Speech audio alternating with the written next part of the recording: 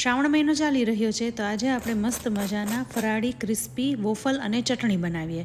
તો એના માટે 1 કપ પલાળેલા સાબુદાણા લેવાના છે અને સાથે 1 કપ બાફેલા બટેટાનું છીણ લેવાનું છે. હવે સ્વાદ પ્રમાણે સિંધાલું ઉમેરીશું, લીલા તીખા મરચાં ઉમેરીશું જે 7 થી 8 નંગ લીધા છે, સાથે અડધો ઇંચ આદુનો ટુકડો, 1 નાની ચમચી મરીનો ભૂકો અને 5 કપ જેવો શિંગદાણાનો ભૂકો, કોથમીર અને 2 ચમચી જેવી તપખીર ઉમેરીશું એટલે સરસ બાઇન્ડિંગ આવી જાય. બધું મિક્સ કરી લઈશું અને વોફલ મેકર જે શેપનું હોય એવી ટીકી વાળી લેવાની છે. મારી પાસે ગોળ શેપનું છે તો તેલથી ગ્રીસ કરી લઈશું અને ટીકીને એમાં રાખી દઈશું અને વોફલ મેકરને પ્રેસ કરી લઈશું એટલે સરસ શેપ આવી જાય.